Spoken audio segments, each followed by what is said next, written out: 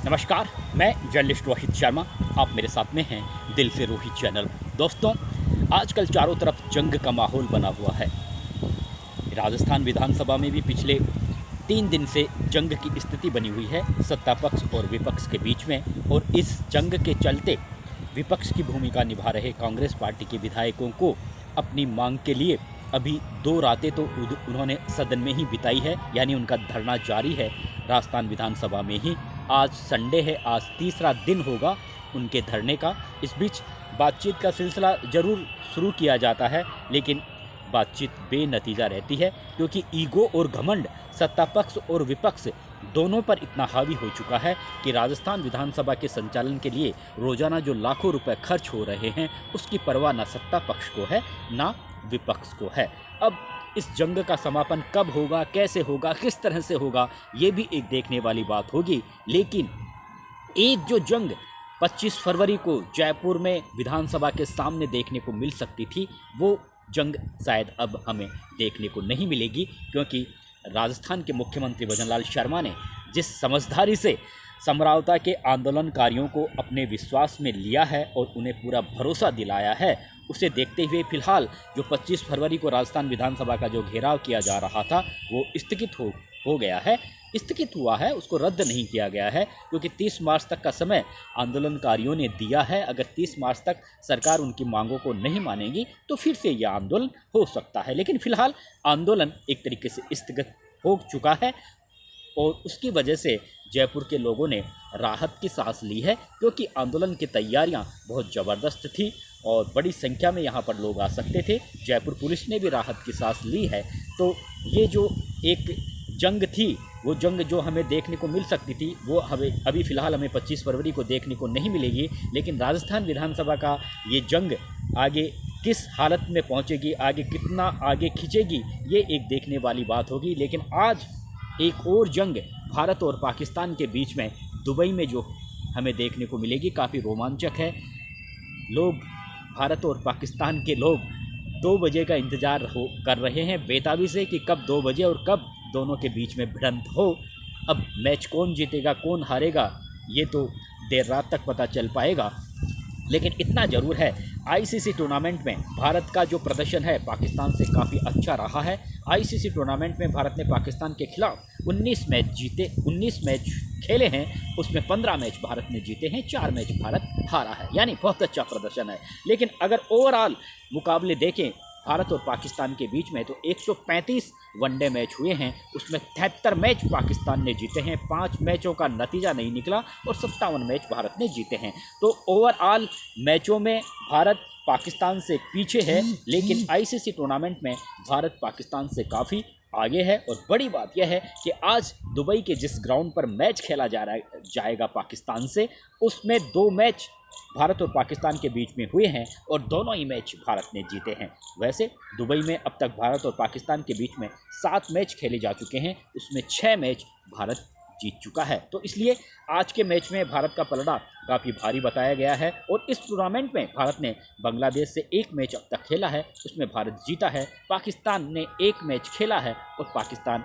वो मैच हार चुका है। अगर आज पाकिस्तान भारत से मैच हार जाता है तो फिर उसके सेमीफाइनल के रास्ते शायद बंद हो जाएंगे। इसलिए पाकिस्तान के लिए आज का मैच करो या मरो की स्थिति वाला है। अब देखना यह है कि ये मैच किसके पक्ष में जाएगा। सरफरोशी की तमन्ना अब हमारे दिल में है, देखना है जोर कितना बाजुए कातिल में है।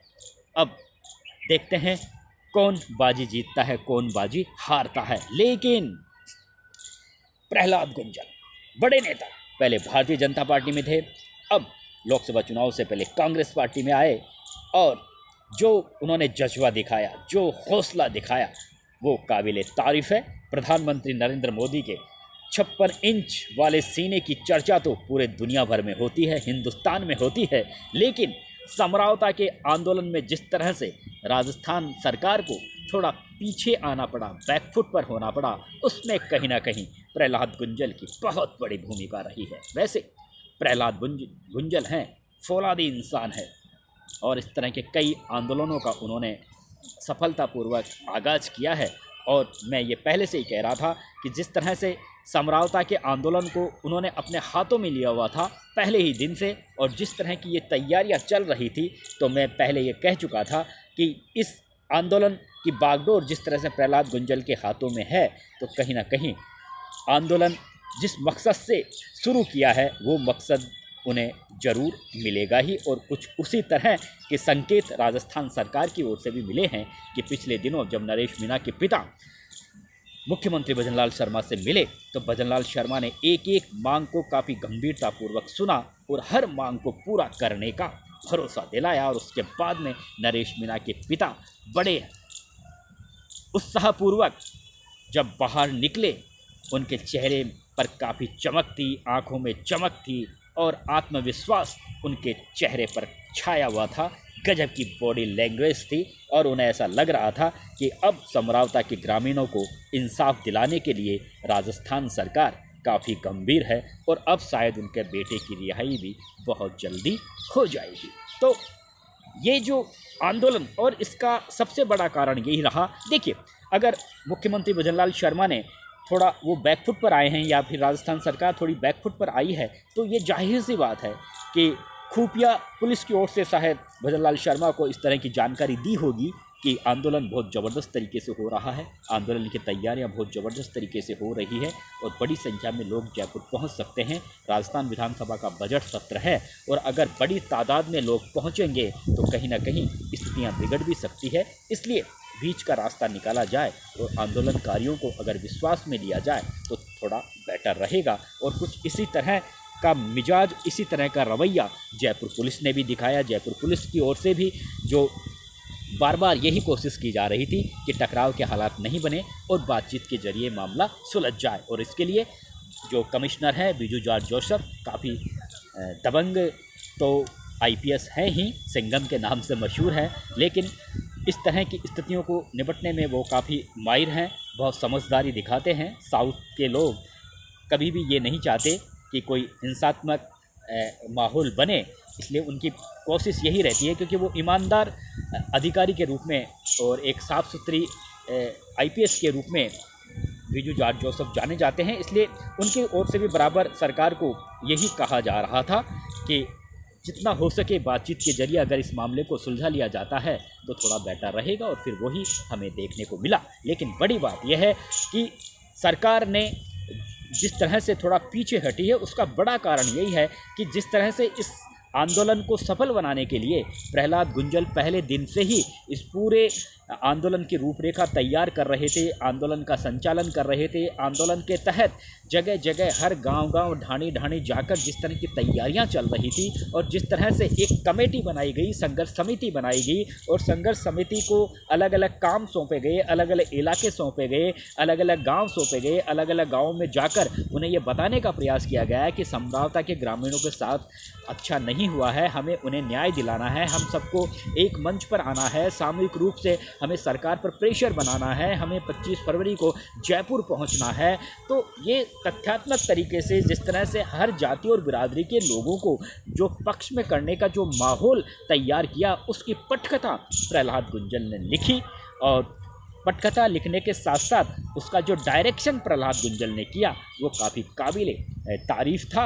और इसी वजह से ये जो आंदोलन था वो सोशल मीडिया पर तो ज़बरदस्त तरीके से छाया हुआ था ही, इसके अलावा प्रिंट और इलेक्ट्रॉनिक मीडिया में भी इस आंदोलन की तैयारियों को लेकर जिस तरह की खबरें प्रसारित हो रही थी, उससे कहीं ना कहीं सरकार को ये लगने लगा था कि ये आंदोलन कहीं आने वाले दिनों में पुलिस के लिए तो परेशानी का सबब बनेगा ही, और कहीं हो सकता है सत्तारूढ़ भारतीय जनता पार्टी के लिए भी कई तरह की बाधाएं खड़ी कर दे। इसीलिए मुख्यमंत्री भजनलाल शर्मा ने 2 कदम खुद आगे बढ़ाते हुए आंदोलनकारियों को अपने यहाँ बुलाया और उनसे एक अच्छे माहौल में बातचीत करके उन्हें विश्वास में लिया। लेकिन इसका हम पूरा श्रेय अगर हम प्रहलाद गुंजल को दें तो इसमें कहीं कोई गलत नहीं होगा। और प्रहलाद गुंजल एक ऐसे नेता हैं जो हमेशा जहाँ भी उन्हें गलत लगता है वहाँ पर वो खड़े हमें नज़र आते हैं, चाहे वो किरोड़ी मीणा हो, प्रहलाद गुंजल हो, हनुमान बेनीवाल हो। ये नेता ऐसे हैं जो हमेशा पब्लिक के लिए हमें सड़कों पर नज़र आते हैं और जिस भी मकसद को या जिस भी आंदोलन कि वो अगुवाई करते हैं अक्सर उन्हें सफलता मिलती है। आप सबने देखा होगा कि जब गुर्जर आंदोलन हुआ था 2007 में, उस समय प्रहलाद गुंजल भारतीय जनता पार्टी में थे। राजस्थान में वसुंधरा राजे की सरकार थी, भारतीय जनता पार्टी की सरकार थी, लेकिन उन्होंने गुर्जर आंदोलनों में अपनी भागीदारी सुनिश्चित करने के लिए प्रहलाद गुंजल ने भारतीय जनता पार्टी को छोड़ा और गुर्जर आंदोलन में कूद पड़े। इस तरह से बहुत से उन्होंने आंदोलन किए हैं। कोटा में अक्सर हमने उन्हें सड़कों पर देखा है, और जब भारतीय जनता पार्टी में थे तो अक्सर वो शांति धारीवाल का घेराव किया करते थे। उस समय शांति धारीवाल कैबिनेट मंत्री, सीनियर कैबिनेट मंत्री हुआ करते, या यूँ कहें कि एक तरीके से वो उन्हें दूसरा मुख्यमंत्री के रूप में गहलोत सरकार में जाना जाता था। तो उनको मामलों को लेकर जिस तरह से वो हमेशा हमें कोटा की सड़कों पर नज़र आए और उनकी सभाओं में जिस तरह से हज़ारों की संख्या में लोग उमड़ते थे, तो वो एक तरीके से आंदोलन जीवी नेता माने जाते हैं।